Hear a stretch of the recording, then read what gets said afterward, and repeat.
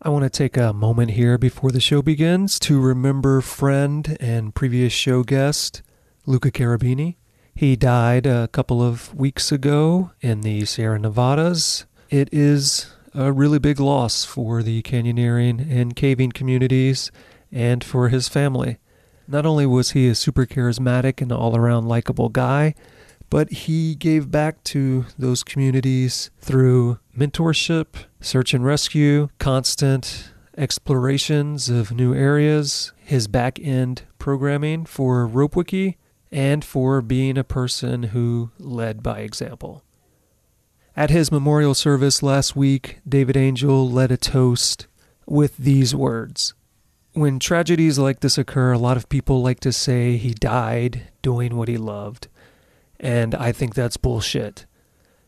He lived doing what he loved.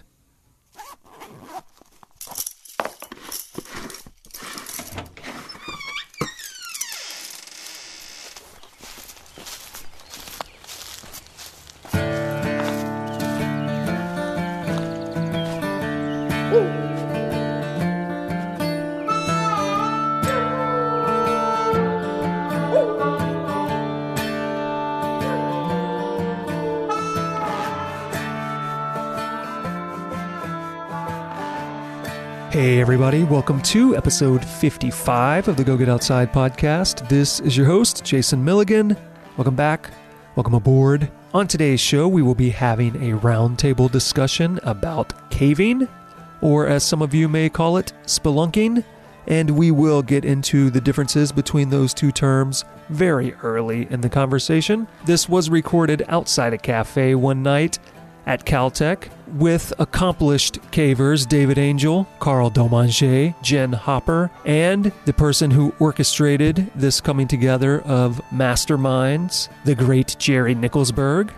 So we will be covering a multitude of topics involving caving, hopefully everything you would want to know about the activity, including some listener questions of varying qualities. So let us head to Caltech to talk about caving, and do stick around at the end so that you can hear David Angel perform his own rendition of the Go Get Outside theme song.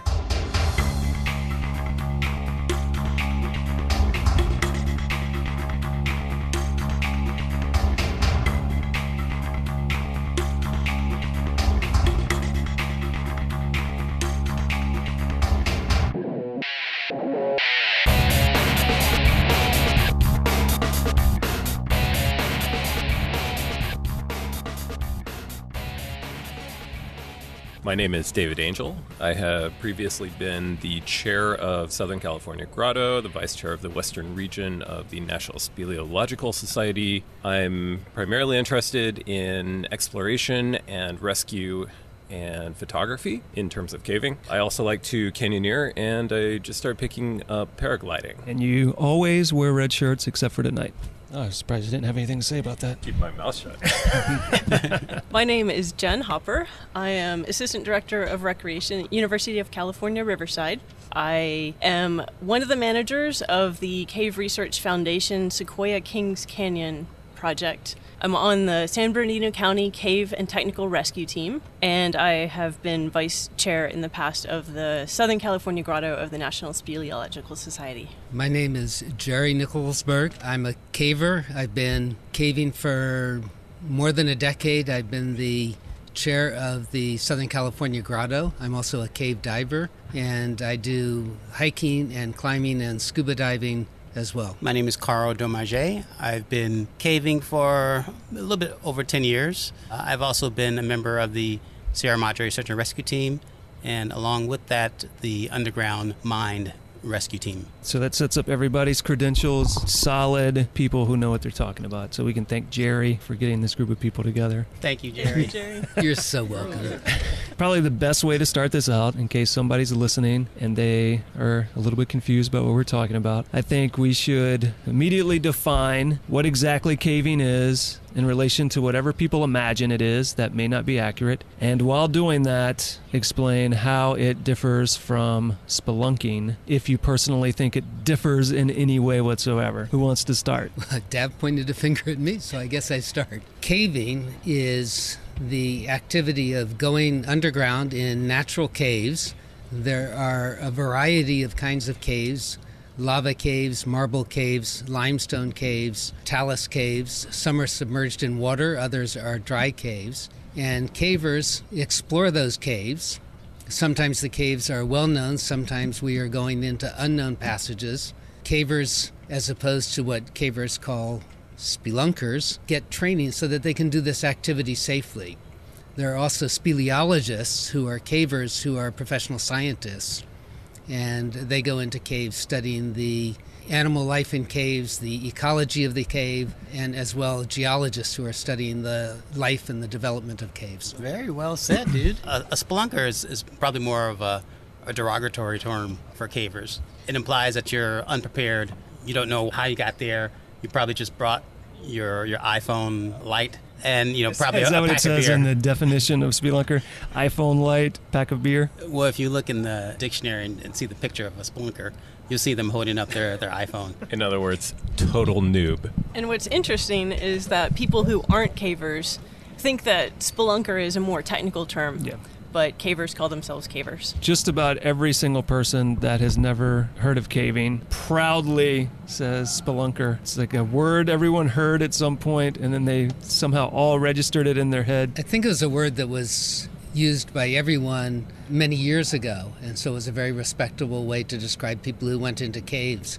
But as the technology of cave exploration developed, it became a word to distinguish those who were prepared and those who were not prepared. So you've got cavers, you've got spelunkers, and you've got speleologists. Kind of three somewhat separate but overlapping categories. And where would you place yourselves in that hierarchy? I'm definitely a recreational caver. A recreational caver. I enjoy exploration. I wouldn't call myself a researcher, but I help out researchers to complete their studies. So Jen is totally a project caver. She'll attack a cave from a more scientific viewpoint and facilitate scientists and also explore it. And I think we kind of differentiate them by calling them project cavers. So what do you consider yourself? Canyoneer.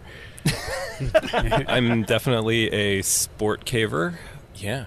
Dov has been a project caver. Don't let him fool you. One characteristic about David, and I would say myself as well, is we both really enjoy taking new cavers into caves and helping them explore and discover for the first time the underground environment.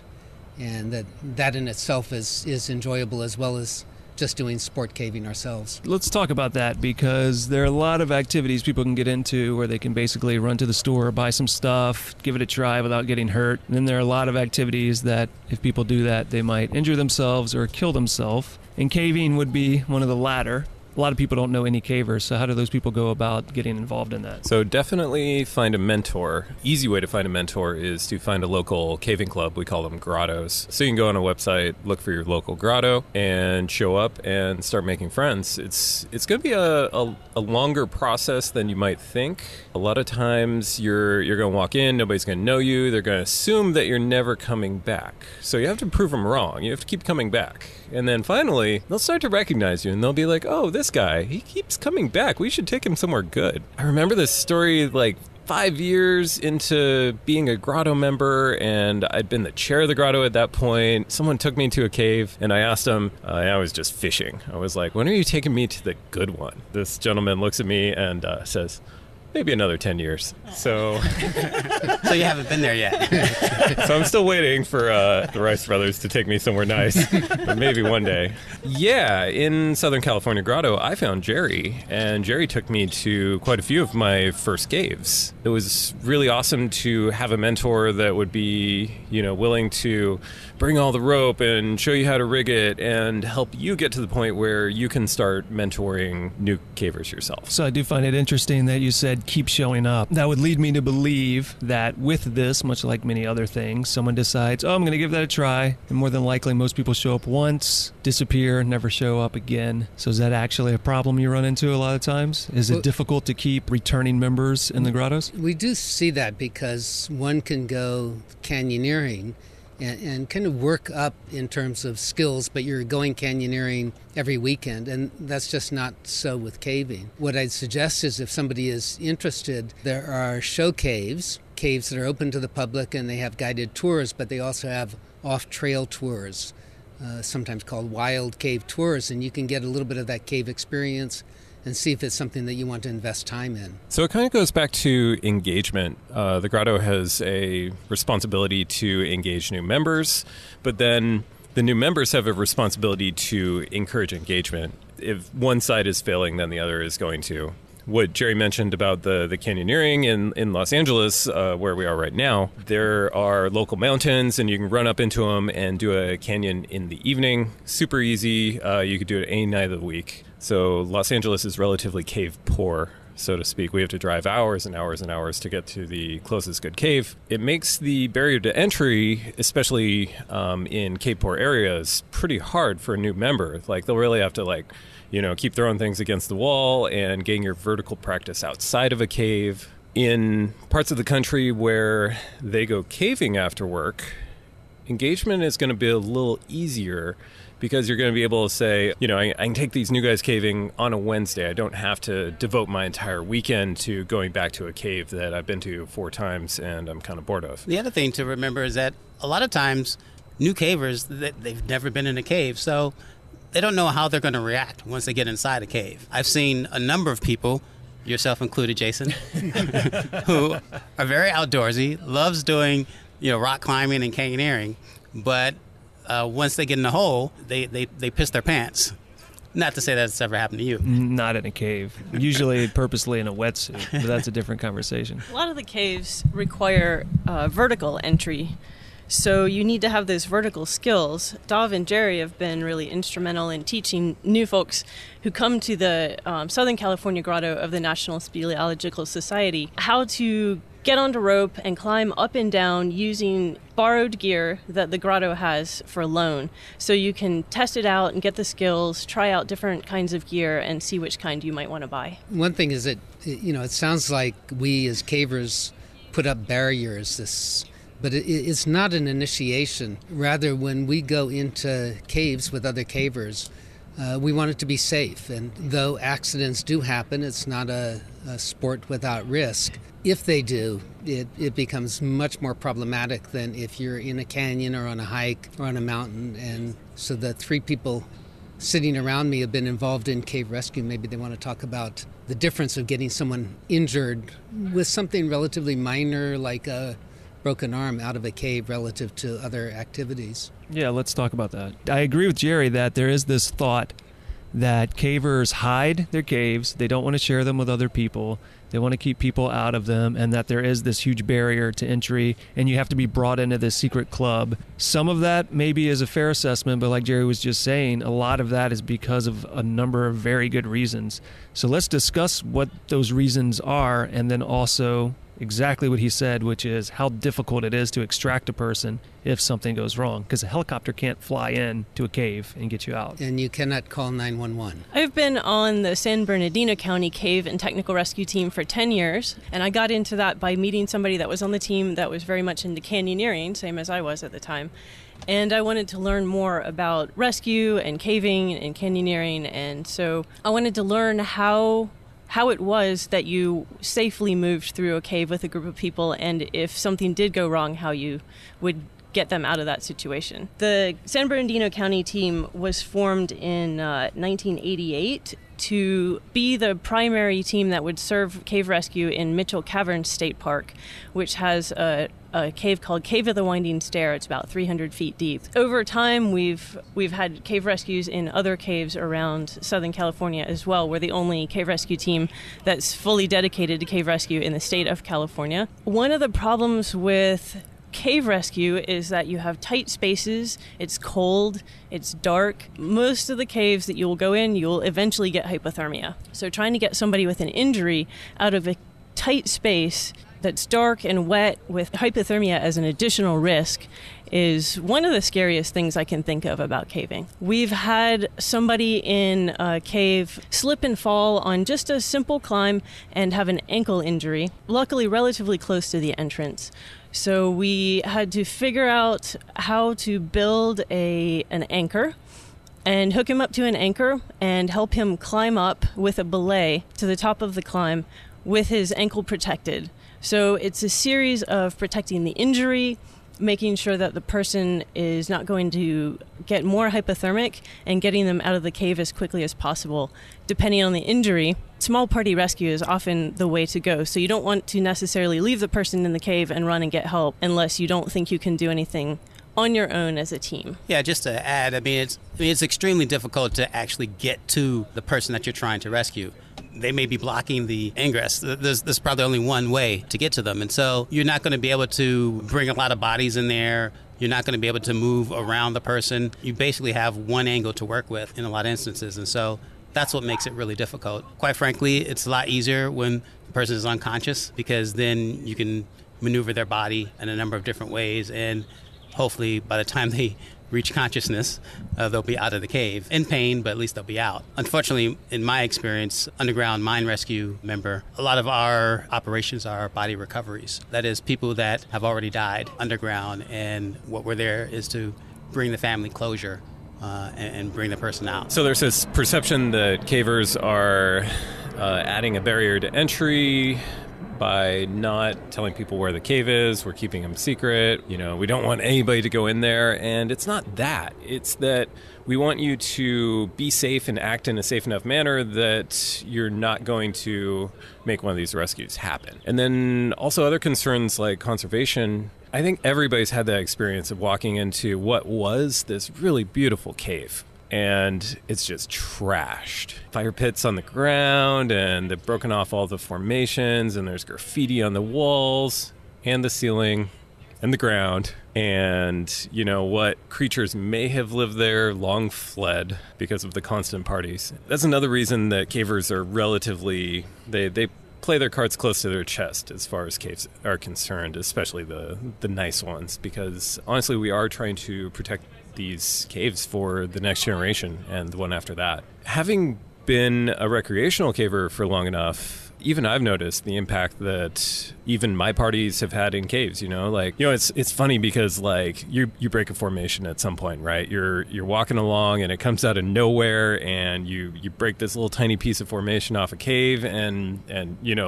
let anybody who hasn't done that cast the first stone, right, or formation, and so it happens to you, right? And then all of a sudden you're faced with this conservational problem. You're like, oh man, we are being as safe and careful as we possibly can, and even we are having an impact on these things. And it's similar in diving too, where you can be super careful, but at some point you're still probably going to have hit a reef and break something, even if you're trying not to. All of this sounds kind of ominous and incredibly dangerous, but I think the bottom line here is that caving has a danger to it. It can be done safely. Is a lot of fun. We thoroughly enjoy it. And I think that if people are interested in caving, join a grotto, and they'll find that cavers are really open and welcoming, but we don't want to do cave rescues. What we want to do is have a great time in a cave during a day or two or a weekend. And so these kind of requirements of getting vertically prepared, of understanding conservation, understanding how to go into the cave and be safe, is just part of that. I think a nice sidetrack to take right now, since we're kind of headed that direction anyway, is why each of you got interested in trying caving and how you went about trying it, whether it be your first experience or your first few experiences or whichever it was. We're going to start with you, Karl, and go clockwise. Okay. Yeah, so I got started about 10, 11, maybe 12 years ago. At the time, I owned an outdoor adventure company, and I was really just looking to find a guide, someone that could, take us into a cave so that we can have that experience, and I can, perhaps put it on my website. So that's what I was looking for. And I joined the San Diego Grotto just temporarily. They were having, I think it was a Western conference in San Diego in 2006, I think it was. Me and 3 of my friends, we all signed up with the intent just, to go and check out the caves. And then, of course, I wanted to see if I can find someone that could, lead my groups. When I got there, my very first cave was Lawrence Welk, which is a talus cave, and by my standard now, it's not a great cave. But it was one of the funnest activities I've ever done. The cave itself is just smeared with a lot of graffiti. There's broken bottles and glasses. It smells like urine. It's the Stony Point of caving. Yeah, exactly, just like Stony Point. But, being there underground, crawling around, it was just like, being, I guess a kid, at the playground. That's the way I felt. But what I did gain from that experience was just how dangerous caves were. And I knew that there was no way that I'm going to be able to lead a group of novice recreational spelunkers, through a cave. I also, I guess more significantly, I actually thought that this was a group that I wanted to keep to myself. Up to that point, I had joined a number of outdoor adventure organizations and clubs and introduced elements of those particular clubs to my organization. For some reason, I just wanted to keep caving to myself, just because of the people that I met, the responsibility of conservation, the dangers involved in caving.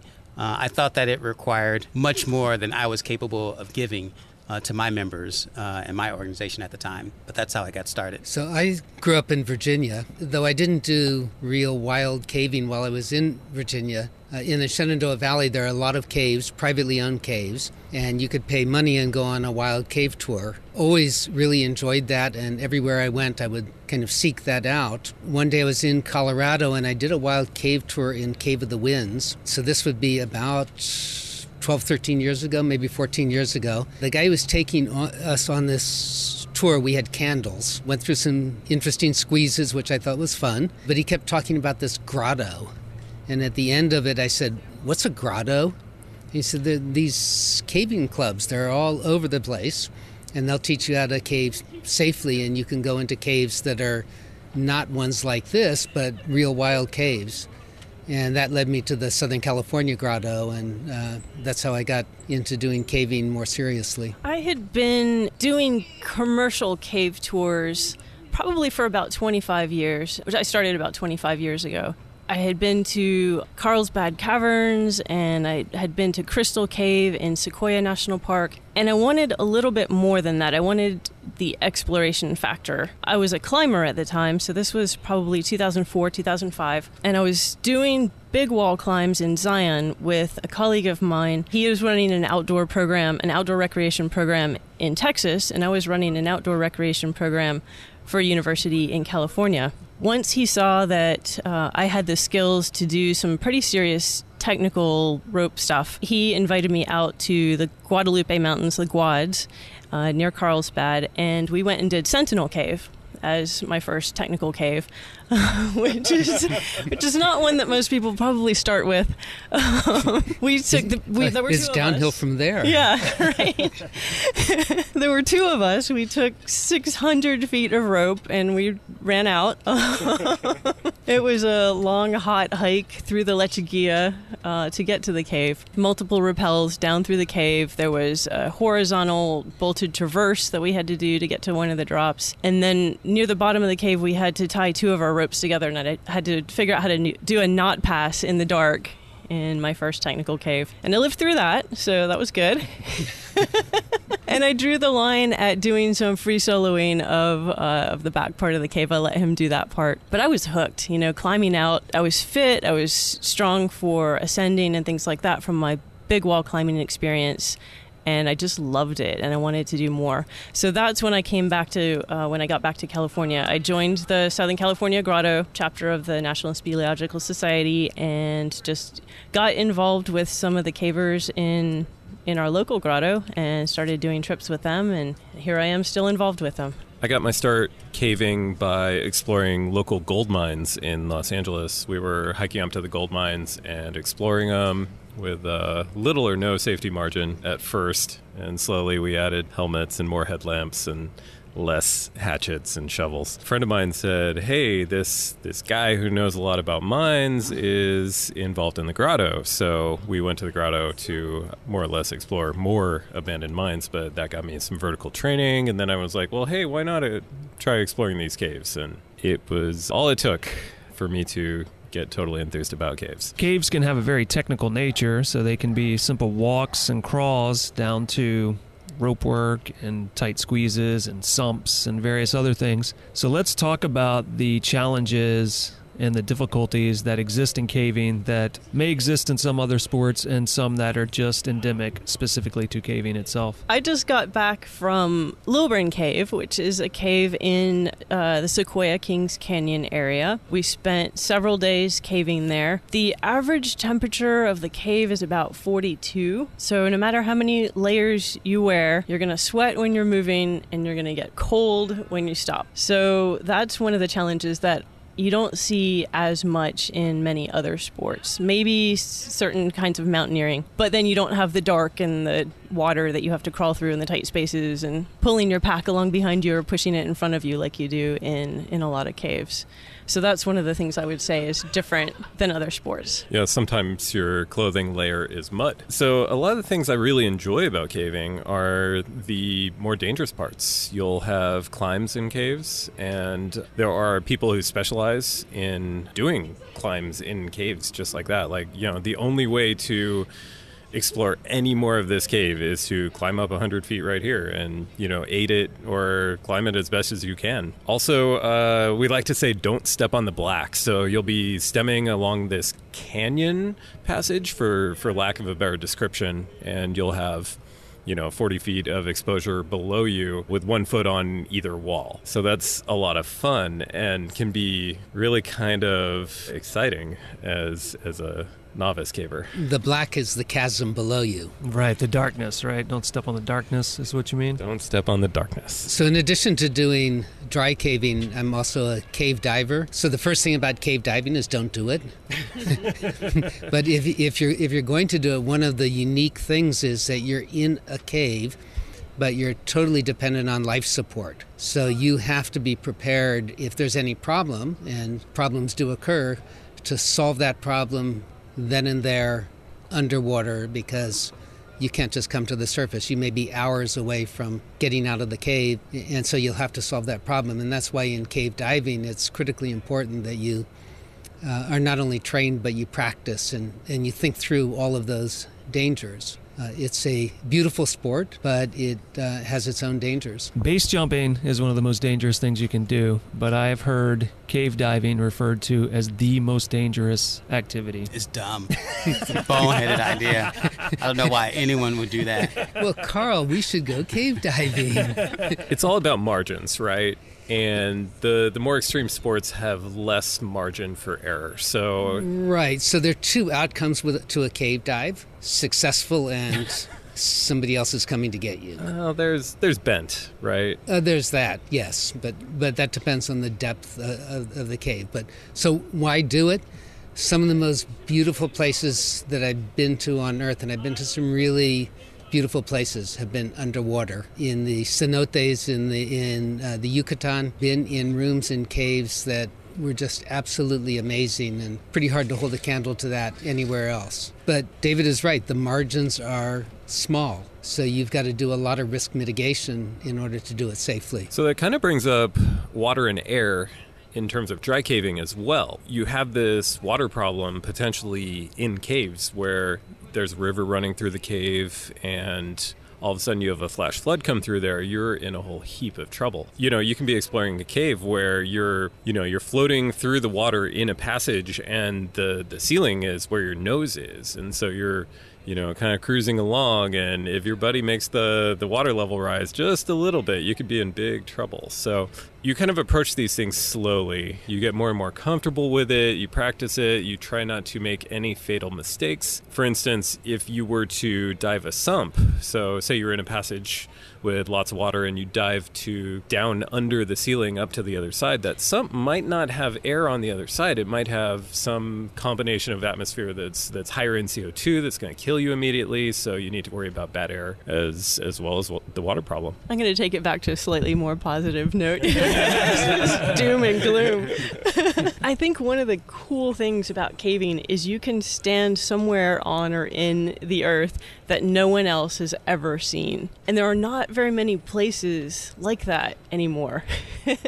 Most everywhere has been explored. In my opinion, underground or underwater, under the ocean, are two of the last frontiers of exploration in this day and age. That's why Jerry likes to do both at once. Right, yeah. And if you really want to get somewhere that nobody else is ever going to go cave diving. But also in caves, you can go into caves that have been explored, into really incredible places, but not very many people have been there. And so you have an experience that is maybe not unique in the history of the world, but is something that you're just not going to have otherwise. And that makes caves pretty special. So let's talk about some of those other challenges, some of the less dangerous ones like squeezes and rappelling and other things that can be part of caving that you need to be trained for and you need to be prepared for. It's really knowing your limits. It's practice starting at the beginning, not starting over your head like maybe I did. But it's knowing your limits, going with people that can teach you from the beginning or from wherever your starting level is and take you up from there. You can get all your questions answered, you can figure out what works and what doesn't work, and don't push yourself beyond the limits of what you know you can come back from. So say you're in a squeeze, if you're the smallest person and you're going in the smallest passage, you need to realize that there isn't anybody that's going to be able to come in and get you out. So maybe you shouldn't try to do that squeeze. Maybe you can save it for another day or move on to another part of the cave that's not so tight. It's looking at the situation and assessing your resources, whether it's your own resources, the gear you have, the temperature of the cave, the other people that are with you, and making a decision based on all of those together. When I first started in caving, one of the things that I practiced was making sure that I was not the largest person in our group. And that whoever was going to go through a tight squeeze was larger than I was. And if I see them get through it, then I figure that I know that there's some way that I can contort my body to get through that squeeze. There's this one cave that I have been to 4 times now. The first 3 times, I just looked at the entrance. Kind of like put myself in it a little bit, said no, and immediately came back out. It's a vertical squeeze, so I knew that I could get in. I wasn't sure that I could get out. And not wanting to be on the receiving side of a search and rescue mission, kept coming back to this thing. I took friends to this cave. I said, here's the hole. I don't know what's in there. I hear it's pretty cool. I've never seen it. And then, the third time that I went back to that cave, I took off my cave suit, I took off my sweater, and... Naked caving. I didn't get that far. Yeah, if you move your body in just the right way, there was no problem. I just slithered down into that hole, and it was no big deal. It's interesting with squeezes. There's a lot of geometry involved. So you look at them and say, okay, I can't get through that. And then you start thinking about them. And the one that David's talking about is one of that sort. And thinking about, well, how would I get through if I actually could? It's a bit like being on a wall rock climbing and you say, I have no idea how to make the next move, but you start thinking about it and thinking about how you're going to do it, and oftentimes you can find out how to do it and figure it out. But sometimes you just can't get through, and one of the things that I've noticed amongst cavers is, for example, if I say, I can't get through that, everybody's okay with that. People may say, well, why don't you try a little bit, be sure. But if you say, no, I can't get through, that's fine. That's fine. We'll leave you, Jerry. And there I am, behind the squeeze. Yeah, I would imagine in a cave, it's not the place for peer pressure. If you're pressuring someone to get in a situation that may lead to them either injuring themselves or having some sort of psychological breakdown, you're introducing the possibility of requiring a rescue or something of that nature. Right. You have to leave all that at the entrance. Yeah, getting stuck is no fun. And I think everyone here at some point has gotten stuck in a cave. You really just have to kind of stop, slow down, pause for a minute to collect yourself, and then try to reverse your last few maneuvers. But it's a scary feeling, especially when the walls are pretty tight, like around your chest or abdomen area. So does anybody have a good getting stuck story, or the first time they got stuck story? Or is anyone here presently or previously claustrophobic other than me? So it's a matter of increments, right? Like you're a little bit claustrophobic, and you get into a hole and you're like, this is a little uncomfortable, but your friends are doing it. So you're like, all right, I'll do this. And you climb in and usually everything's cool. For me, I don't get that nervous about getting stuck in a squeeze, the thing that really makes me nervous is someone getting stuck behind me while I'm in a squeeze too, and then I can't get them unstuck, and then we're both stuck, and so I'll freak out if somebody's like 2 inches behind me and like up on my shoes while I'm trying to get through something. I'll be like, back off, give me a little space. I'm the same. When I first started caving, I got a little nervous and I had to sort of calm myself if there was a caver in front and a caver behind me. And I didn't have an easy way that I could crawl out really fast if I wanted to. It went away over time. Just exposure, I think. Exposure and practice and becoming more comfortable and more confident in your skills and in what it is that you're doing, and trusting your team and trusting the people that you're with as well. Unfortunately, I have, I guess, the reverse experience. When I first started caving, I was fearless. I'd jump in a hole. I'd go and I'd explore wherever I could. If I thought I could fit, if I could work out a problem, I was happy to find the solution. Now, however, I find that caves actually terrify me now.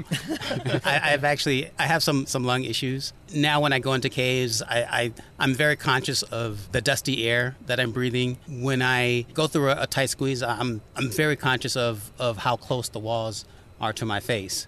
And for some reason, I can't explain it, but that actually makes me panic. The way that I've been able to overcome it in my last few caves was actually to close my eyes or turn off my headlamp. If I can't see the walls, see how close they are, oddly, I'm a little bit more calmed. I've gotten myself into some tricky situations, not by following somebody, but by thinking I was following somebody.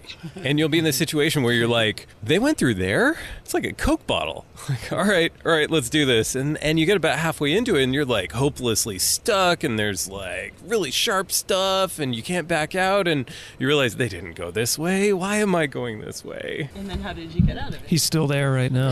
This is his spirit joining us for the evening. Inch by inch. Yeah, I mean, so you're all tensed up, you're all like frightened, and you have to force yourself to relax, because the more relaxed you are, the smaller your muscles are going to be. So if you can relax and only use the one muscle that's going to get you out of that problem, that's totally the way to go. So if you're trying to get through something, same thing applies. Like if you're trying to get your big, like really nervous chest through a big squeeze, then relax, breathe out. Being really relaxed, push with your feet. Don't use your arms. Your arms are going to make your chest bigger. So, yeah, just push with the muscle that's not the thing that is constricting. I noticed Jerry doesn't have anything to say about this conversation because he doesn't get scared of anything. Well, negative on the claustrophobia. You're the opposite of claustrophobic? Maybe. I mean, the first time I was in not a terribly long squeeze, but a squeeze that went around a corner. And I looked at it and I said, we're going through there? Okay. Once I was in the squeeze moving along, this is actually really cool. But there are squeezes that I can't get through. I guess one that I tried when I was actually underwater cave diving, that may be the scariest one because some of my gear got caught up. But is it the type where you had to remove your tank and push it through before you? I did not, but some of the gear that I had got caught on something, and so I had to back out and figure out how to unhook it and get out. But the claustrophobia, not so much thinking that I was going to stay there a long time. That was not so fun. But there's squeezes that I can't get through, and I look at them, try to do everything that David just said. Relax, breathe out. Upper body's completely relaxed. Boom, can't get through it. We have one in one of our favorite caves. It's named after another member of our grotto, and some of us can get through it and some can't. I think I've tried 4 times and now have given up. Have you gotten through that, David? Is that rubies? That one damn blade. That blade. One blade. That one blade. It's the Baker squeeze. Okay. So we just talked about everyone dealing with themselves getting stuck or dealing with their own fears of tight spaces. But what about others in your group? Have any of you had to deal with other people suddenly panicking, people being stuck, or people being stuck, like you were saying, David, before or after you, which then traps you? So I usually make it into a game. I'm like, hey, see that squeeze right there? Some pretty cool stuff behind it. So you talk to people like they're in kindergarten? Yeah, usually they'll take the bait. Some of us don't. But there is some cool stuff behind it, right? And you're like, well, okay, so you've got to climb up 8 feet, get through that hole in the ceiling that's about the size of your chest. So it's pretty comical, actually, to watch this happen. But Yeah, they'll climb up and pop through, and they'll be like, "Oh wow, yeah, Starlight this room. totally worth it." Definitely talking about the Starlight Room, huh? Starlight Room is wonderful, but that reminds me of when someone did that to me in the Guaz, and she said, "Oh, it's really cool in here. Come in here." And I squeezed in, and by the time I got in, the cave had ripped my shirt completely off me, and Jen was sitting there looking at me, laughing uncontrollably. You know, someone did that to me in the mother lode.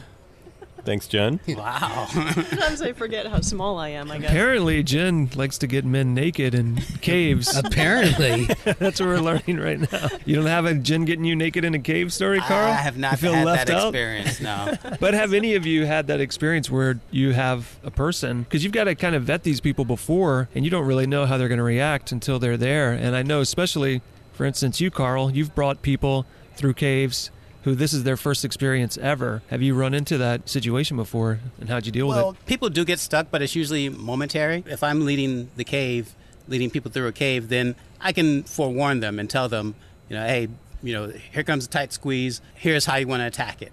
And so I can kind of direct people through it, and then they would direct the person behind them, through that same squeeze. So I haven't had an issue where someone has gotten stuck for, say, more than a minute. So I haven't had that experience. So I did. I had a person on one of my trips. He was stuck for, I want to say more like 5 minutes. At that point, it's a matter of managing anxiety, because anxiety is starting to rise. The person who was stuck was starting to freak out. I mean, for good reason, right? And he's only getting more stuck. And you're also managing your resources. You're saying, okay, so we got to get the smallest guy to help extricate the person who's stuck, because, you can't even get to him to help him properly. But really, it's all situational. And if you can manage the anxiety and kind of coach them through whatever their problem is, they're like stuck on something, right? So if you can coach them through that problem that you may have seen before, or you can help remove clothing, or, use your water to lubricate them to get them through something. If you have Jen with you, she's very good at helping men remove their clothing in caves, apparently. I can do it with girls, too. We had a student once who was scared about the cave being too cold, and so she wore a bunch of layers, and it was a cave that had a little keyhole that you had to climb through. And when she went through, she had on so many layers that she got stuck partway through with half her body on one side and half on the other side. And we had people removing her clothing on her lower half so she could get from her waist down through the hole. It was her boyfriend who was removing her clothing, so it was all good. And he kept some layers on. It was all fine, and she got through no problem. I have been on a cave rescue, though, where there was a man stuck in a cave for 19 hours. I was all geared up and ready to go in and help, coming into the cave from the top, and he was stuck right near the end of the cave. I was about to go in and help out with the rescue, and other members of our search and rescue team were able to, they brought in a board and a car jack and put that in the crevice part of the cave, which was in a stream below him, and they jacked up the board enough to push him up into the wider part of the cave again, and they were able to pull him out. So it had a happy ending. We're talking about all these different challenges, and for people who haven't really been into caves, I think what they're picturing in their head is probably highly inaccurate right now, because they're used to seeing photographs of caves, heavily illuminated, and you can see all the different texture in the rock, and you can see 100 feet across this cave. And they're maybe even thinking of situations in their life where maybe something similar happened above the surface, and everyone can see what's happening. So let's talk about the fact that everything we've discussed so far is in the dark with only headlamp light, and just how much visibility you sincerely have at any given time, and how that affects what you're able to do. So before we do that, we've been talking about squeezes and people getting stuck, and we have members of our grotto who don't like that, but they love caves. And there are plenty of caves that you can go into that do not require vertical skills and do not require squeezes, and are still very enjoyable experiences. So it's not just kind of exclusively squeezing through small spots that constitutes what caving is about. I know that you've told me I should join the grotto, and we've had that exact conversation where I've told you I'm claustrophobic. I'm not going to join. And you're like, well, look, half of the group is claustrophobic, half of the group is scared of heights. You're not scared of heights, so you can do the vertical caves and don't do the tight squeezes. Yes. Yes. That is a conversation we've had. When are you joining?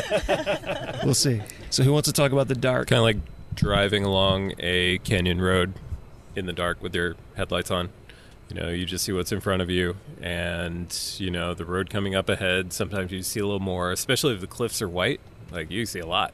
But if those cliffs are lava, then you're not going to see so much. And you want to bring some friends with lots of headlamps with some real firepower on them. And then everybody gets into a headlamp arms race, and everybody's running on high, and you're like, wow, I can see this whole room. This is great. It's a good problem to have, right? Like, if you have a room that's so big that it takes 6 buddies to light it up, that's a great cave. I don't know of too many of that, like in California at least. But a lot in Belize. There are some very nice places in the world where you can see some beautiful, beautiful caves that you're going to need some serious firepower in your headlamp for. California, not a problem you're going to have so much. Well, here's a question talking about light, and especially since we know Jerry is probably the biggest diver of the group. Would you compare the visibility in a cave to the type of visibility you get when diving? Scuba diving, it's almost like you are in a sphere of light, and everything else is darkness. And that sphere of light moves with you, and that's all you can see at any given time. Do you find caving to remind you of that, or feel totally different? No, it's totally different. When you're scuba diving, even if you get quite deep, you're still going to have some ambient light around you, and you just don't have that in a cave. You have no ambient light. The only light is what you bring with you. So it's quite a different experience. It's similar to diving at night, where all you can see is what your light is pointing at. Yeah, if there's not a moon out or bioluminescence. And on a dark night, it's very similar, right? But that assumes that you're in a big room in a cave, because most of the time you're only going to be able to see 2 or 3 feet in front of you, because there's you're in a passage, and the passage turns or twists. And when you go into one of the larger rooms, chances are your headlamp is going to be able to see all 4 walls and the ceiling in that room. One thing that is similar is if you are scuba diving in low visibility, you're only seeing what's around you. The rest of the water column may be illuminated, but you don't see any features. And that's similar, as Karl just said, that when you're in a cave, you're seeing that which is around you and the rest is not illuminated. Mm-hmm. So that is one similarity to scuba diving. A lot of people have been outside in the dark. Not necessarily a lot of people go into small corridors in the dark, in complete darkness. Because I have done a number of tour caves, and every single one of them has the, hey everyone, let's experience real darkness moment. And that's not something most people have experienced until they've gone on some tour cave. There's not one single photon down here. That's right. Oh, so I did post asking people questions. There's some great questions. Yeah, some things that There's people want to terrible ask. ones, too. And like I don't know what the hell a caver smash is. That's not coming up. I don't think anybody ever heard of the caver smash? What the hell that is? Mention that. No. Yeah. What is that? I can cut anything I want out of here. I can say whatever I want. It doesn't have to be in the show. All right. So, and we actually have spoken about a lot of the things they've asked, but one of the things that came up from a couple of people, not necessarily worded as well as I'm about to word it, is dealing with human waste. So if you're in a cave for a long period of time, at some point there's going to be some need to excrete substances from your body, and how do you deal with that? It depends on the cave. If you're in a cave that has a stream flowing through it, normally you can urinate in the stream and it'll flow out of the cave and become diluted. If you're not in an area that has a stream near it, you pee into a bottle and carry the bottle of pee out with you. One of my favorite pieces of gear is for only half of the population, for women. It's called the Freshette. Here's the product. Wait, is this just like the Go Girl and the what were the other ones called? Lady J. Oh wow, you know all the ones I've never heard of. Yes. I'd just like to mention I have a similar piece of gear. So the Freshette is a funnel where you can leave your pants on and urinate into a bottle as a woman without exposing yourself, and it's awesome, and everyone should have one. It's good for not only caving, but all kinds of outdoor Are activities. you a sponsored caver? I should be, huh? Does Freshette sponsor your caving experiences? It's about $25 and totally worth your money. If we go to your Instagram page right now, is it just you with the Freshette in different caves? No, it's not. Okay, so that's how you handle that. What about everything else? You try to go before you get into the cave. If you have to defecate in a cave, you would want to bring that out with you. So sacrifice a dry bag or some sort of, heavily wrapped aluminum foil and Ziploc combination and carry that out. We don't want to leave our waste. I've carried a wag bag into a cave before. Yeah, I've never had to use it, but I know someone who has, and I think it was quite effective. Yeah, I always carry a wag bag with me. Never used one, but always have it. So just to take a quick survey. Now you know. Out of the 5 people here, has anyone ever used a wag bag? In a cave? Just in general. Just in general? Yeah. Sure. Oh, yeah. Okay. Because you all said you've never done it in a cave, and I'm just checking. Yeah, on So mountains. probably all of us have used them. You've never used it. All right. So we're all going to set up a trip where we go with David out to the wilderness so he can use a wag bag We're just going to to hold him time. down until... We just hold him down until he can't stop. I will say that most of the time, if you're going to be in a cave for 8 hours or so, you're probably sweating and moving through it, and you tend to kind of sweat out the urge, I think, for number ones anyway. You know Terry, Carl. I don't know if anyone else here knows Terry. And Terry has a... Terry? I know you Terry, him, yes. So he told me a great cave excrement story. Do you know the story that I'm talking about? I don't You think might so. know it better than me because I don't remember it particularly well. But what I do recall is he was bringing a group of teenagers, I think it was through Pinnacles, the same cave that we shot that time. And one of them had not gone before and could not control himself, 15-year-old kid. And at some point, about halfway through the cave, shit his pants, and they just had to continue on until they got back to the entrance with this poor kid and I everyone hope else. he was at least last, crawling through the cave last. Crawling through that exit? So I think a very, very valuable lesson here is yes, bring a wag bag whether you think you need it or not. David Angel. Any other waste stories people want to share or valuable information about human waste that people should know about? I did hear a story about someone who lost a cave bag through a hole in a cave. They lost their entire bag, dropped it, went back to get it a few months later, and it was one of those bags that forms an airtight seal. They finally opened up this bag, apparently, and it smelled like, hell, because the pee bottle had ruptured over those months, and it just festered in terrible, terrible smell. So this is a tangent, but I'll throw it out here for a moment. I'm reading Packing from Mars, the Mary Roach book that's all about the lesser-known sides of space travel. And there's a lot of information about dealing with human waste in outer space. And however bad you think you might have it in a cave, it is far superior to what astronauts, our space heroes, have had to contend with. Many of them have spent a week or so in space, mostly covered in their own urine, if not their own feces. And apparently also sometimes floaters just magically appear and you have to hurry up and capture them with a napkin before they can cause trouble in the spacecraft.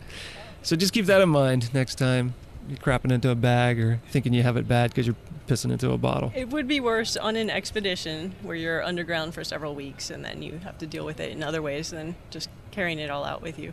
Let's talk about that. Are any of you involved in cave expeditions, and how do they differ from your average day cave trip? The expeditions that I've been involved in, we go in for the day, so I haven't camped in a cave before. But then how do they differ just from your other trips into caves? What sort of things have you done on these expeditions? Have they been exploratory? Have they been science related? Yes, mostly exploratory. We take in instruments that measure the distance, azimuth, and inclination between different stations, so different points on the walls or the floor of the cave. And you can use those measurements to make a map of the cave. And on the expeditions that I've gone on, when we can, we enter all the data into various programs when we get back in the evening and create the map, or the line plot anyway, of where the cave goes as we go. So then we have a map to lead us through the parts of the cave that were previously unexplored, and we measure it and survey it as we go and create the map as we go. One of the questions someone had asked online and maybe it doesn't pertain to any of you, maybe it does, but speaking about expeditions, I think might be an appropriate place for this question. Is Era asking, how do you go about discovering new cave structures? Like, how would you find an unexplored cave, and then what would you go about doing to begin exploring it? There are several methods. One method that we use on expeditions to the Yucatan Peninsula, to Quintana Roo, the state of Quintana Roo in Mexico, is LiDAR. So you can fly a plane over the area, and you use the LiDAR scans of the land, which can see through the foliage, and it can see where there are sinkholes and where there are low places, and you can follow the trend of those sinkholes, and many of those have caves connecting them. So that's one method. Another is ridge walking. So if you know that there's limestone or marble or other geology in the area where caves would be commonly formed, you can just walk along the areas that you think are the most likely to have caves. And I've been on another expedition in a different part of Mexico, in the Sierra Negra, a few hours from Mexico City, and we had teams switch off, in which one team would go out and ridge walk and mark all of the pits or the caves that they thought might continue, and then the next day another team would come out and rappel down into the pits to explore them. And we would switch off that way every day until we found a cave that went. So in this expedition, we dropped the pit on the second day we were there. It was very remote. It was 3 hours from Mexico City to get to the base of the area we were going to explore, 3 hours to hike to base camp. So we set up our camp, and then it was another 3 hours to hike to the places where the caves were. And all of this was high elevation, up to about 9,000 feet in elevation, in a cloud forest with lots of lechuguilla and stickery plants and fog and rain and rolling limestone chunks with sharp edges everywhere. But we found a cave that became the focus of the whole expedition. And it was a vertical cave, 90-foot pit that had a window in it. I climbed up a log and threw my leg over the window and looked down, and I didn't see anything at all. It was just darkness, so I threw a rock. And it was about 70 feet to the bottom. So we rappelled that pit. There was a window, and that led to another 100-foot pit, and there was a window. And so we called the cave Las Ventanas, the Windows Cave. And that's the cave that the whole expedition worked on the weeks that we were there. We got to just over 900 feet in the end.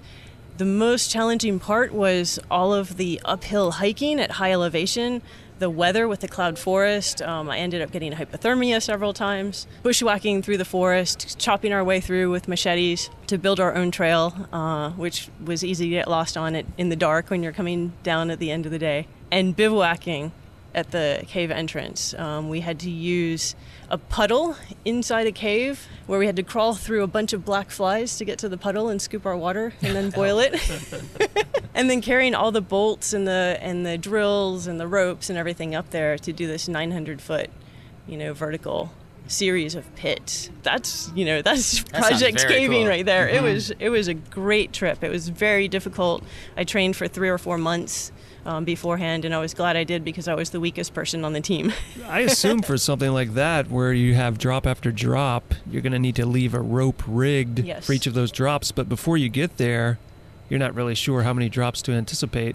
So had your team brought enough rope, or did you have to turn back around to retrieve more at some point? We always had to go back down. The reason we went back down was to get more rope. In, back up, get more, come back. Yep, and then go up and bivvy for a couple of days, so you can do 2 days of caving before you come back down, take a rest day, cook for the rest of the group that's out ridge walking or rigging the rest of the drops, and then switch off and go back up again. So for the rest of you, have any of you done any cave explorations? And if not, why are you a coward? So I've been on 2, one in the Philippines and one in Central America. In both cases, did not sleep in the cave. We were going into the caves for exploration and mapping. So yes, you have. You're not a coward. Yes. You have anything else to tell us about it? Any exciting occurrences that you're like, nah, it was lame. Too much time spent mapping, not enough time squeezing through holes and losing air tanks. Well, I've done both of those, but that's a different question. I'm a baby expedition caver. I went on my first expedition this spring, in Belize. We pushed the cave. We found some really beautiful places and some environments that didn't have quite as much oxygen as you might want. And we're going back again next year. Were there any parts that you personally explored where someone hadn't been in there before you? I definitely set foot in places that no other human had ever been. So what was that experience like? Because if you're going through a passage and say it's shrinking and it's getting smaller, and you know other people have gone that way and verified that there's something further ahead, you're going to have a certain amount of confidence. But if you don't know what's ahead, does that change the way you approach it? This cave wasn't scary in the way you're maybe pushing it, but yeah, you're always thinking to yourself like, hey, nobody's been here, what do I need to worry about? And in that case it was like atmosphere and, you know, what am I walking on? Like, is that mud? What's under the mud?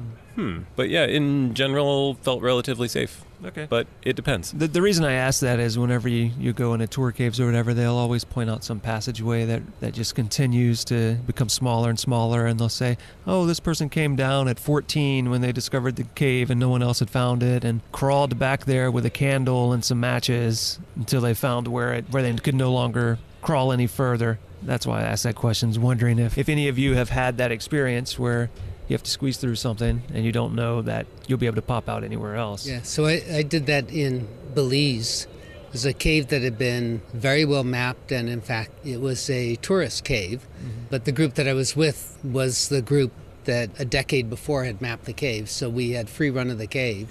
We got back to a point in the cave and there had been a collapse, and I went through the collapse, a little bit of a squeeze, and then climbed up and into passage that no one had ever been in before. That was a pretty amazing experience. The next year they went back to map it and the passage had completely collapsed. So I was kind of happy that I got out when I did. But going into a cave that no one had really been in before is actually pretty amazing. Speaking of collapses, I think that's probably one of the other reasons for people who are inexperienced to perhaps stay out of caves without other trained explorers, because there can be collapses, and perhaps if they do have a map, maybe that map has changed, right? If there have been collapses since it was previously mapped. So one of the questions people ask, and I haven't forgotten, Karl, that you haven't answered the previous question yet, is someone asked if any of you have ever been in a cave when there was an earthquake, or I would stretch that to a collapse of any type, or a flash flood, and if so, how that was handled. But Karl still has to answer if he's ever explored a cave or if he's a coward. No, I'm definitely a coward. I don't want to go anywhere that no one else has been before. Besides, it's all new to me, so that's what counts.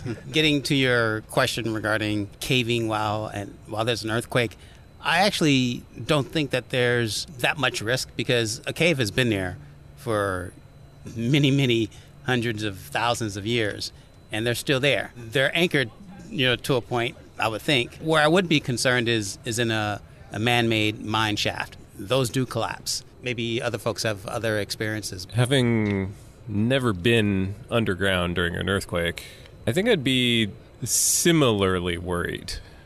I have had far more rocks fall on me in caves than mines. But I think you're right. I think mines are inherently a little more unstable. So I think the answer is it depends. I agree. It depends on the cave. I was training in a cave with my search and rescue team a few years ago, and it's a cave in California, and it's sort of known for being a little unstable. We were practicing hauling a litter up through a vertical section, and we had a litter attendant, and half our team was down below that vertical section. As soon as we started the haul from the anchor that I had built in the ceiling just above the drop, a rock came down. It was about baseball-sized rock. The litter attendant was right there. I believe we had somebody in the litter as well, a live human in the litter. And because of that small rock falling, we immediately stopped the practice, and we got everybody out of the cave, and we got all the gear out of the cave. And as we were shuttling the gear between the entrance and where the drop was, everybody was already either out or beyond the vertical drop. One of my team members took a stick and just kind of poked the ceiling gently with the stick. And the whole ceiling collapsed and covered up that vertical drop. So had that ceiling fallen before that, half our team would have been trapped inside the cave. So it can happen, and you just need to be aware of your surroundings and make that decision whether you're going to keep going in an unstable environment if you do notice that it's looking a little sketchy, or if you start to see things fall. So a lot of it depends on what the cave is made out of. So if you're going through the cave and you see a lot of breakdown, which is rock fall, particularly from the ceiling, you would be a little more cautious than, if it's a more clean passage. So we're talking a lot about collapses, but floods are also a concern. Has that ever been an issue for any of you, or have you just taken steps to avoid that being a concern? Karl and I were in a cave in New Mexico that's known to flood, and a rainstorm came up. It was a concern, so we got out fast. How do you know that a rainstorm had arrived? Is it because the water level began to rise? Because if you're deep enough, you have no idea, right, what the weather outside is like. Right. So we were not. This is a very mazy cave with some 27 entrances. Mm-hmm. So we were never that far from an entrance. Oh, okay. We would come out one and go into another, and then we saw the rain clouds coming across the countryside and decided we'd seen enough. It was kind of like musical chairs, trying to find the entrance before the rain would start. Right. Can we do this before the rain starts? Yeah, we can do this one. So there's an interesting flush cycle in one of the caves in California. San Diego? Negative. No? Okay. That flush cycle will, during the right amount of rain, fill up a room, and then when the room somewhat full, will flush out. And then it'll fill back up, and they'll flush out. Kind of an interesting little geologic wonder. There's a study being done, or getting ready to be done, by the Cave Research Foundation in the future, which will look at the ebb and flow of this particular cave and the stream that runs through it. The theory is that it's kind of like the pipe under your sink that has a U shape. There's something similar under the cave where that U shape plugs with sand. And once the head on the back end of it reaches a certain pressure, it'll flush that sand out, and a lot of water will come out of the cave at the same time. But before that, it can build up in the room behind. So that's a future study that we'd like to test. So one of the things I'd like us to discuss now, and we've actually covered a lot of the questions that people had to ask because, as David said, some of them are asinine. But one of the things that we haven't really talked about that I think would be worthwhile discussing now is there's a great variety in the types of caves you can do. And Jerry, you mentioned some of that early on when you were explaining what caving is. And all of you don't just hang around in California doing local caves. Some of you have traveled internationally to do caves other places. So let's discuss a little bit that variety and what you experience in other places and the different types of caves that they have there. All right, the thing I love most about California caving is the variety. We have to drive 4 hours to get to a cave from Los Angeles, right? But there is wondrous variety in our caves. Like Jerry mentioned, there's marble caves, granite caves, boulder caves, lava tubes. Yeah, what about even outside of California? What about other portions of the U.S. or in other countries? Well, I guess what I'm saying is you're saying just stay in California? No, I'm saying move to Tennessee, Alabama, or Georgia and get some real awesome big monster borehole drops. Right. The thing we don't have in California are monster pits. But we have just about everything else in terms of the variety. One of my favorite places is Quintana Roo, Mexico. It's about an hour south of Cancun, where we've done some caving. I've been there on 5 different expeditions. The caves are warm, and there are lots of entrances and skylights. They're beautifully decorated. They have lakes with crayfish and catfish, and there are centipedes and salamanders, and they're not very deep, and they're not very technical. It's easy caving with flat floors, not much bending. They can be 300 feet wide, and they go on forever.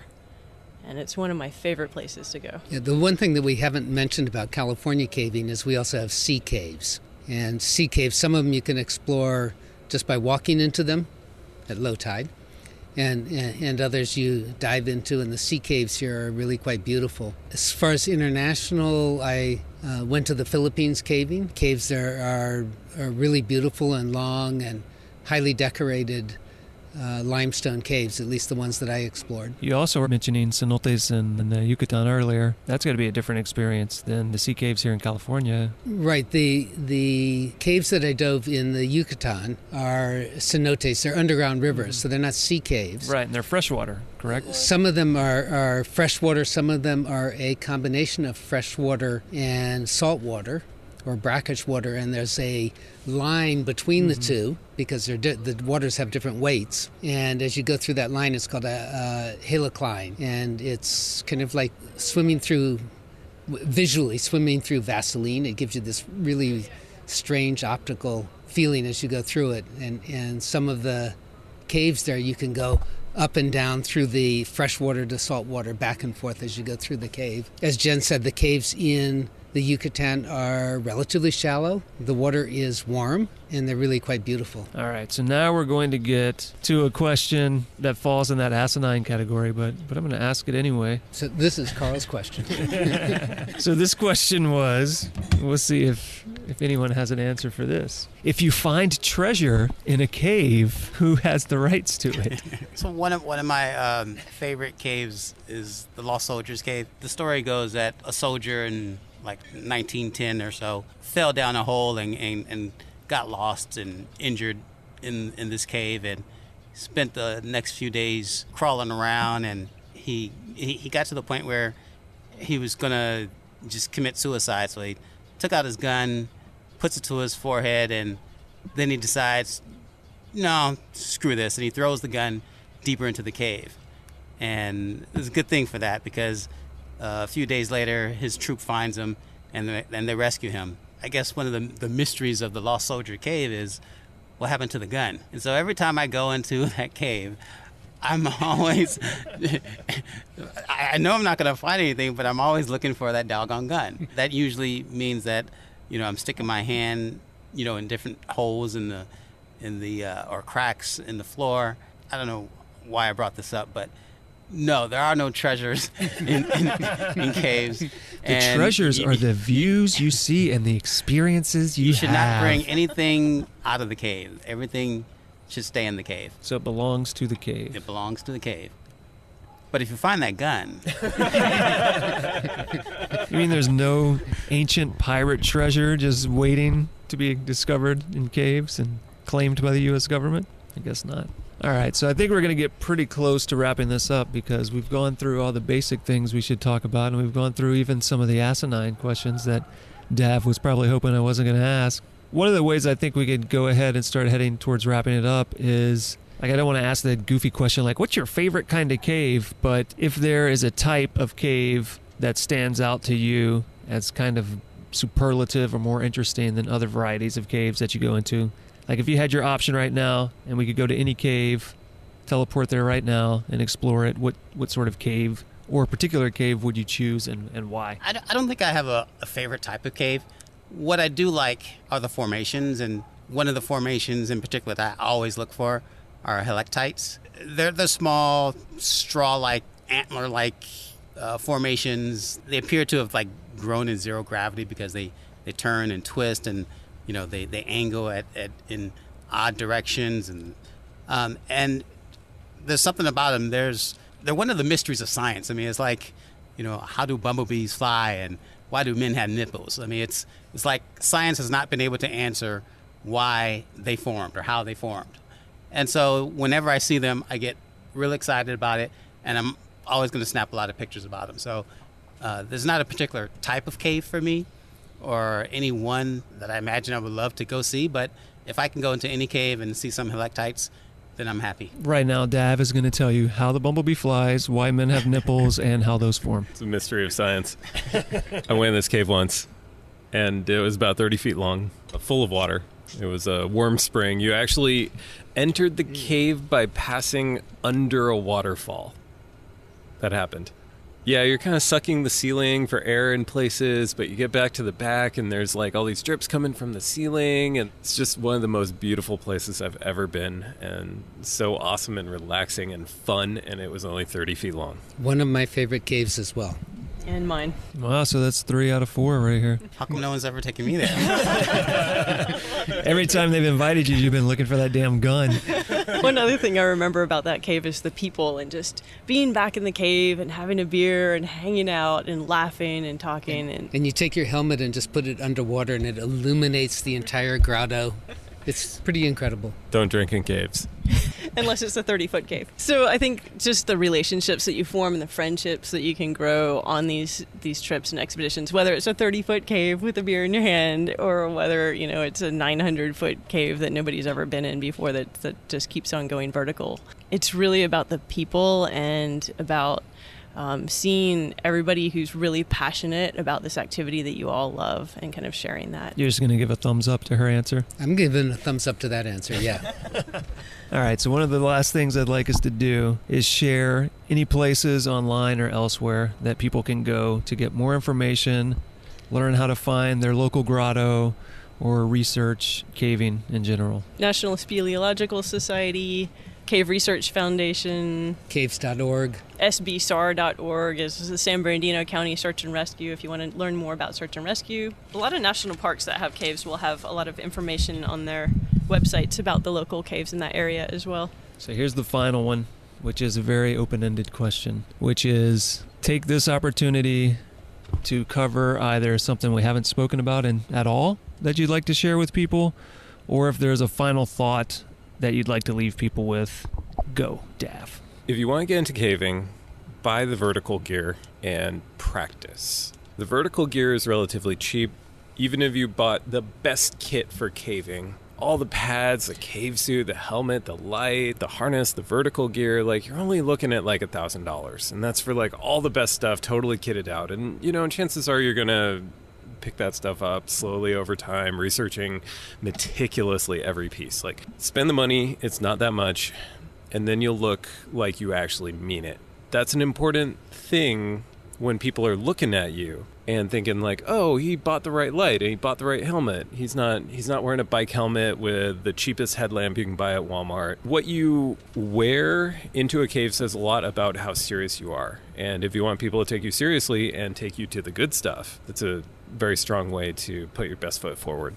So he's saying you don't have good enough gear, Karl, to go to that waterfall? Apparently. Just no one's ever invited me there. Once you have that gear, practice. Do so safely, but if you possibly can, set up something in your garage, in your tree out back, and practice. That's going to really, really help you later in your caving life. Just to what Jen alluded to earlier, it's really about the people and the camaraderie. I've met so many great people in caving. It doesn't matter, who you are, what your background is, what your politics are. Cavers are just generally nice people. And I say that having belonged to a number of other different types of outdoor clubs, there's just something about cavers. Again, they come from all walks of life. Jerry, for instance, is a world-renowned economist, and I get a chance to ask him questions about finance and accounting and $15 minimum economics, wage. and there's nowhere he can go. He's stuck in the cave with me, and he tends to answer those questions. His time is not cheap. Ask one of his clients. So it's just another benefit for joining a grotto for $15 a year. You get to have access to people like Jerry. So that's why you haven't been to that cave that we've been talking about. I would echo part of what Karl said, that cavers they just want to go caving and have a good time. So you spend the day caving safely, really enjoying the underground environment and going someplace that people just normally don't go, and seeing things that most people will never get a chance to see. And then in the evenings you sit around the campfire and have great conversation. And I think if someone's interested in caving, find a grotto, join it, get active in it, don't be shy. You'll find that cavers are almost universally accepting of everybody. Especially if you're a small person who maybe you think of yourself as not very athletic or not, big, strong person. Caving is a good activity for people who are small and thin and can fit into tight spaces. So, kind of kidding. It's a place where everybody tends to accept everybody else for who you are. There's not a lot of judgment. There's not a lot of ego. There's not a lot of competition. It's just a bunch of nice people who want to hang out and do something that we all love. I think on that note, we can wrap this up, and everybody can go home and take a nap or go to sleep or eat dinner or whatever we all still need to do. All right, guys. So take us away with an a cappella rendition of the. You're the one whose idea it was. Go for it. It can be the beginning. I don't care. I could do the beginning. All right, go for it. All right. Zip, zip, zip. Thud, thud. Creak. Someone oil the door already. Seriously. Grass, grass, grass, grass, grass. Guitar, guitar, guitar, guitar, guitar, guitar, guitar. How's the harmonica go?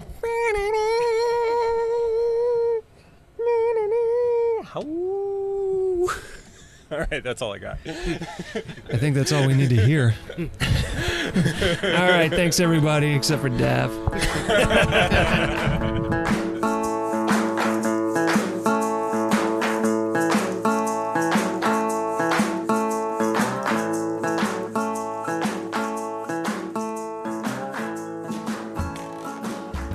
And now it is that time to head on over to the website, gogetoutside.com/podcast. Look for this, episode 55, the Caving Roundtable, and there you will find a multitude of photographs of our guests in action under the earth. And you'll find all of the links discussed in this show and more.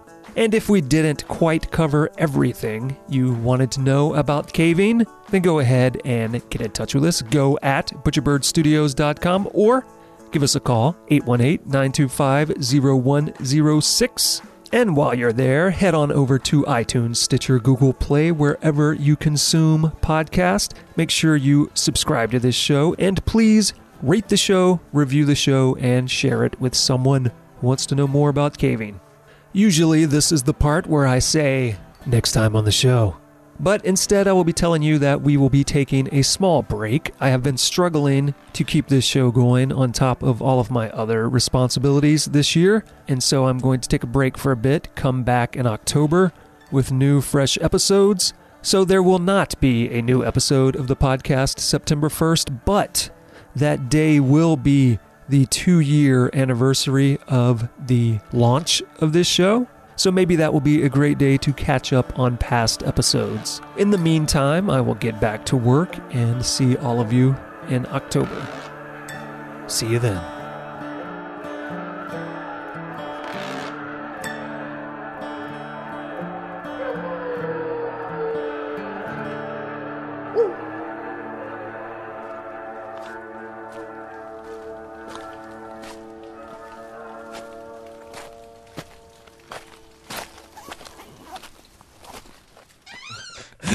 No, and the other thing, how I started posting to the wiki is from Chris Brennan. You met Chris Brennan, right? Chris Brennan is the person who established a lot of the canyons in Southern California and Los Angeles area and wrote up all the early beta that everyone used for decades, I guess. Yeah, so that's when I started canyoneering in the US.